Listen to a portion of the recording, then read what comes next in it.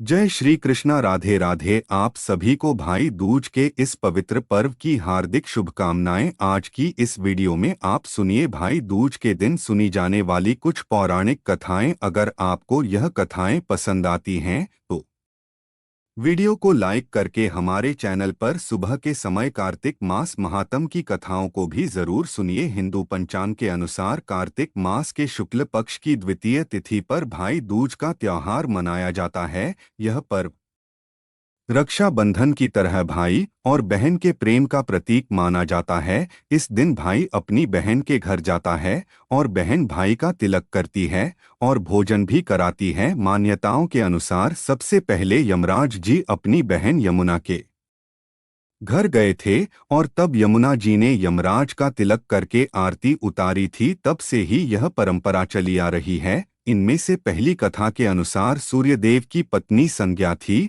और वह सूर्य के ताप को सहन नहीं कर पाई। एक दिन अपनी छाया का निर्माण करके अपनी संतानें पहले यमराज और दूसरी यमुना को सौंपकर वे अंतर्ध्यान हो गई। संज्ञा की प्रतिमूर्ति जो छाया यमराज और यमुना से प्रेम नहीं किया करती थी, जिसके कारण यमुना सदैव नाराज और दुखी रहा करती थी। यमुना के दुख और नाराजगी को दूर करने के लिए यमराज एक दिन उनके घर जा पहुंचे। यमराज ने घर पहुंचकर देखा तो उसकी बहन बहुत नाराज थी, किंतु अपने भाई के स्वागत के लिए वह तुरंत खड़ी हुई और प्रसन्न होकर यमराज का स्वागत सत्कार किया। इस स्वागत सत्कार से यमराज बहुत प्रसन्न हुए और उन्होंने अपनी बहन से विदा होने से पहले वरदान मांगने को कहा। तब बहन ने अपनी खुशी और प्रेम के लिए अपने भाई यमराज से कहा, अगर आप मुझे कुछ देना ही चाहते हैं और मुझ पर बहुत प्रसन्न है तो आप हर वर्ष मेरे घर आया करें। इस प्रकार यमराज प्रसन्न हुए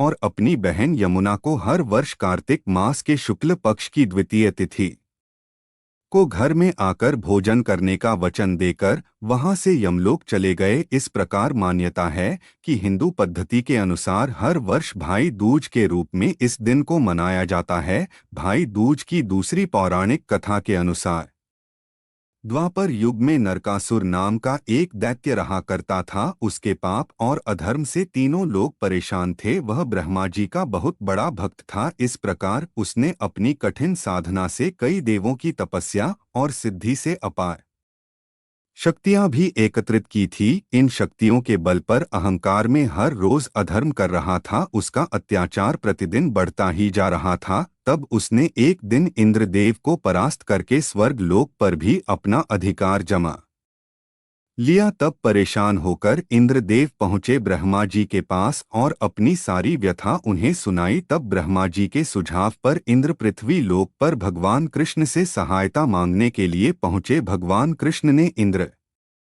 को आश्वासन दिया और स्वर्ग लोक प्रस्थान करने का सुझाव दिया और फिर स्वयं अपनी पत्नी सत्यभामा के साथ नरकासुर के नगर युद्ध के लिए जा पहुंचे। अब युद्ध के मैदान में भगवान कृष्ण और नरकासुर के बीच भयंकर युद्ध प्रारंभ हो गया। भयंकर युद्ध प्रारंभ होने के बाद श्री कृष्ण ने अपने सुदर्शन चक्र की सहायता से नरकासुर का वध कर दिया और इस प्रकार तीनों लोकों को भय मुक्त कर दिया। जब भगवान कृष्ण नरकासुर का वध करके लौटे तो उनकी बहन सुभद्रा ने पूरे विधि विधान के साथ पुष्प वर्षा आदि से अपने भाई श्री कृष्ण और भाभी सत्यभामा का स्वागत किया था। तब सुभद्रा ने ईश्वर को अपने भाई की रक्षा करने के लिए और उनकी आयु लंबी करने के लिए धन्यवाद किया। मान्यता है कि इसी दिन से भाई दूज की परंपरा प्रारंभ हो गई। भाई दूज की तीसरी पौराणिक कथा के अनुसार एक समय की बात है, एक गांव में एक बुढ़िया अपने एक बेटे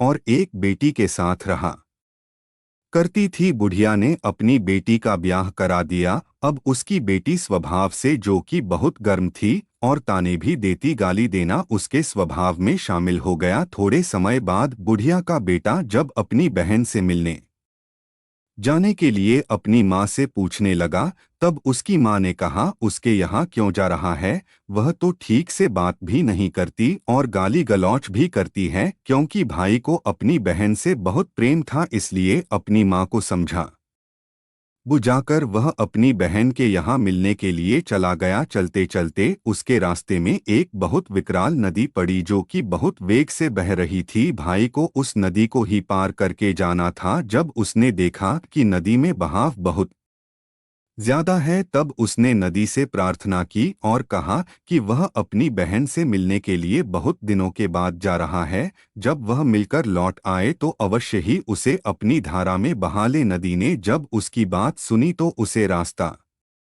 दे दिया। अब इस प्रकार भाई नदी पार करके आगे बढ़ गया। आगे बढ़ने पर उसे एक बहुत बड़ा और विशाल सांप मिला जो उसकी ओर फन बढ़ाकर उसे डसने के लिए तैयार बैठा हुआ था। सांप को देखकर भाई ने कहा कि वह अपनी बहन के यहाँ जा रहा है, उससे तिलक और कलावा बंधवाने के बाद ही वह वापस लौटेगा। तब जैसे ही वह वापस आ जाए तब उसे डस लेना। अब सांप ने भी उसे वहां से जाने दिया। अब कुछ दूर आगे चलने पर उसे एक बहुत विशाल शेर मिला जो कि बहुत दिनों से भूखा था और भोजन की तलाश में था। भाई को देखकर वह उस पर टूटने ही वाला था और उसे खाने ही वाला था कि तभी भाई हाथ जोड़कर उसके सामने खड़ा हो गया और उसने जो बातें नदी और सांप से कही थी वही बातें शेर से भी कह दी। शेर ने उसकी बातों पर विश्वास कर लिया और उसे जाने दिया और जल्दी लौटकर आने के लिए भी कह दिया। इस प्रकार वह अपनी बहन के घर पहुंच गया। घर के बाहर से ही उसने अपनी बहन को आवाज लगाई। बहन घर के भीतर बैठकर सूत काट रही थी। आवाज सुनकर सूत का धागा टूट गया और मान्यता के अनुसार धागा टूटने पर आवाज की प्रतिक्रिया नहीं दी जाती, यानी कि जब भाई ने उसे आवाज दी तो वह बदले में आवाज नहीं दे सकती थी। इसलिए वह झटपट सबसे पहले धागे को जोड़ने में लग गई। अब बाहर खड़े भाई ने उसे 3-4 बार आवाज लगाई किंतु बहन ने तो कोई जवाब ही नहीं दिया। बाहर खड़ा खड़ा भाई बड़ा परेशान हो गया और अब उसे अफसोस भी हो रहा था। उसे अपनी माँ की वह बात याद आ गई जो उसे अपनी बहन के यहाँ आने से रोक रही थी, क्योंकि बहन का स्वभाव उसकी माँ बहुत अच्छे से जानती थी। अब जब वह निराश होकर वापस अपनी बहन के घर के आगे से लौटने लगा तब तक उसकी बहन सूत को जोड़ चुकी थी और जैसे ही वह बाहर निकली तो उसने देखा कि भाई तो वहां से जा चुका था। अब वह दौड़ते दौड़ते अपने भाई का पीछा करते हुए उसके पास जा पहुंची और उसने ना बोलने का कारण भी बता दिया।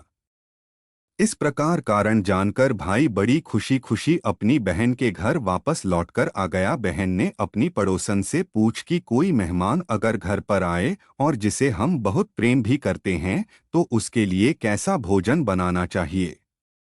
पड़ोसन ने मजाक ही मजाक में उससे कह दिया कि तेल का चौका लगा लेना और घी का चावल पकाना। भाई के प्रेम में बहन तो बिल्कुल भी नहीं समझ पाई कि पड़ोसन ने उससे यह सब मजाक में कहा था। उसने वैसा ही कर दिया और क्योंकि उसे यह सब करने में बहुत समय लग गया मगर चावल नहीं पाया। उधर उसके भाई को बहुत जोर से भूख लगी थी, लेकिन बहुत देर तक जब उसे भोजन नहीं मिल पाया तो वह परेशान हुआ, क्योंकि एक तो वह बहुत लंबा रास्ता पैदल चलकर ही आया था। अब जब उससे रुका नहीं गया तब उसने अपनी बहन से पूछा कि बहन अभी भोजन बनने में कितनी देर है। तब बहन ने अपने भाई को सारी बात बता दी। बात को सुनकर भाई बड़ी जोर से हंसने लगा और उसने पड़ोस के मजाक को अपनी बहन से बता दिया। अब बहन दोबारा चूल्हा जलाकर झटपट खाना बनाने लगती है और अपने भाई को फिर उसने बड़े प्रेम से भोजन कराया। अपने भाई के स्वागत में उसे तिलक लगाया, हाथ में कलावा बांधा और फिर घी की बत्ती से उसकी आरती भी उतारी। इस प्रकार भाई अपनी बहन के घर कुछ दिन रुका और फिर थोड़े दिन के बाद वह वापस जाने के लिए कहने लगा। बहन ने उससे कुछ दिन और रुकने के लिए कहा, लेकिन भाई ने उसे यह कहकर मना कर दिया कि गांव में बूढ़ी माँ उसका इंतजार कर रही होगी, ऐसे में ज्यादा दिन तक रुकना ठीक नहीं है। किसी प्रकार उसने अपनी बहन को मनाया और इस प्रकार बहन से विदा ले ली। क्योंकि रास्ता बहुत लंबा था तो रास्ते में खाने के लिए कुछ ना कुछ तो चाहिए ही था। तब बहन ने अपने भाई को रास्ते में खाने के लिए गेहूं पीसकर बड़े स्वादिष्ट लड्डू बनाकर दिए। इस प्रकार भाई अपनी बहन से विदा लेकर अपनी माँ के पास निकल गया। कुछ देर बाद जब वह लड्डू को देखती है तो उसका रंग बदला हुआ दिखता है। जिस चक्की में उसने गेहूं पीसा था वहां जाकर देखती है तो उसने देखा कि एक सांप उस चक्की में पिस गया था। यह सब देखकर बहन तो बहुत परेशान हो गई और उसे अपने भाई की चिंता होने लगी। उसे लगा कहीं उसका भाई वह लड्डू ना खा ले जो कि उस जहरीले आटे से बन गए थे। इस प्रकार वह अपने भाई को ढूंढते हुए उसका पीछा करने लगती है और काफी दूर तक उसे ढूंढते ढूंढते बाहर निकलकर आ गई। अब जैसे ही उसे उसका भाई नजर आया सबसे पहले उसने लड्डू के बारे में पूछा कि कहीं तुमने लड्डू तो नहीं खा लिए। तब भाई ने कहा नहीं, मैंने अभी लड्डू नहीं खाए हैं। तब बहन ने अपने भगवान का लाख लाख धन्यवाद किया और फिर उसने अपने भाई के हाथों से लड्डू की पोटली लेकर एक गड्ढा खोदकर सारे लड्डू उसमें दबा दिए। बहन को ऐसा करते देखकर भाई पूछने लगा कि बहन क्या बात है। तब बहन ने अपने भाई को सारी बात बता दी। भाई कहने लगा बहन तुमने तो मुझे इस समय बड़े काल से बचा लिया किंतु पीछे 3 काल मेरा इंतजार कर रहे हैं। इस प्रकार भाई ने रास्ते में मिली हुई नदी, सांप और शेर की बातें अपनी बहन को बता दी। यह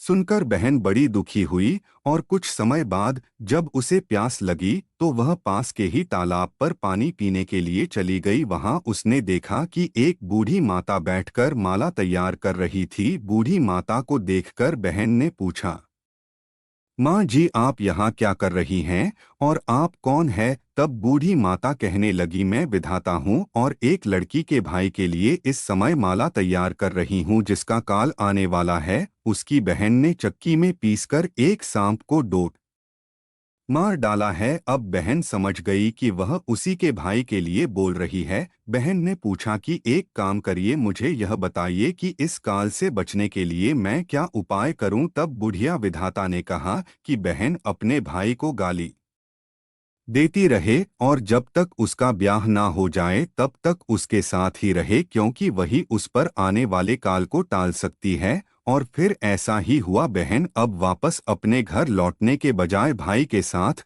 अपने मायके जाने के लिए तैयार हो गई और अपने भाई के साथ जाकर वह अपनी मायके पहुंच गई। उसने अपने भाई के घर जाने से पहले रास्ते के लिए खूब सारा मांस, दूध और एक चुनरी भी ले ली। अब भाई को लौटते समय सबसे पहले शेर मिला जो कि बहुत भूखा था और जिसे भाई वचन देकर आया था। अब शेर भाई को खाने ही वाला था कि बहन ने आगे बढ़कर खूब सारा मांस उस भूखे शेर के आगे डाल दिया। शेर उस मांस को खाने में व्यस्त हो गया और इस प्रकार दोनों भाई बहन शेर को चकमा देकर आगे बढ़ गए। थोड़ा आगे बढ़े कि वही विशालकाय सांप उन्हें रास्ते में मिल गया। इससे पहले कि वह विशालकाय सांप उसके भाई को डस, बहन ने झड़ से दूध का बड़ा सा डोंगा उस सांप के आगे रख दिया। सांप जो था भाई को डसना भूलकर दूध पीने में मग्न हो गया। इस प्रकार दोनों भाई बहन आगे बढ़ गए। आगे बढ़े तो रास्ते में वही विकराल नदी मिली। नदी पार करते समय बहन ने नदी को ओढ़नी उड़ा दी, यानी कि जो चुनरी वो लेकर आई थी वह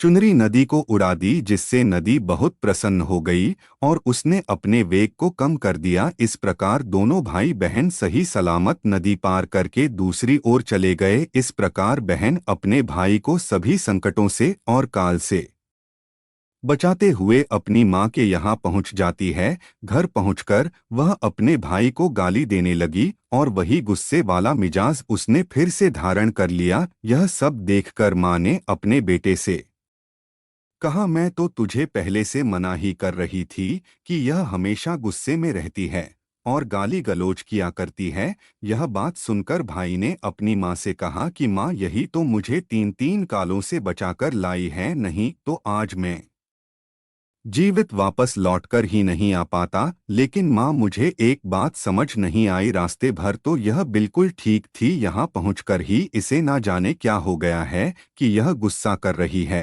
और गाली गलौज कर रही है। कुछ दिनों बाद भाई का रिश्ता आया और उसके ब्याह की तारीख पक्की हो गई। विवाह के समय मंडप में बहन भी बैठती है। तभी अचानक अग्नि की एक ज्वाला से पूरे मंडप में आग लग गई और पूरा मंडप जलकर भस्म हो गया, किंतु भाई पर कोई आँच नहीं आने दी। इस प्रकार द्वार छका की रस्म जब हुई तब बहन द्वार से पहले निकली और भाई को दूसरे द्वार से जाने के लिए कहने लगी। जैसे ही बहन आगे बढ़ी कि पूरा का पूरा द्वार भर भरा कर उसके ऊपर गिर गया। यहाँ पर भी उसने अपने भाई की रक्षा की। अब दिन भर की थकी हुई बहन थोड़ी देर के लिए आराम करने के लिए लेटी तो उसे जोर की नींद आ गई। उधर बूढ़ी माँ ने जब देखा कि बेटी सो रही है तो उसने सोचा सभी बारातियों को डोट विदा कर दिया जाए। इस प्रकार सभी बाराती विदा हो गए और काफी देर के बाद जब बहन की आंख खुली तो उसने देखा कि वहां पर तो कोई भी नहीं है। माँ से पूछा तो माँ ने बताया कि सभी बाराती तो विदा हो चुके हैं।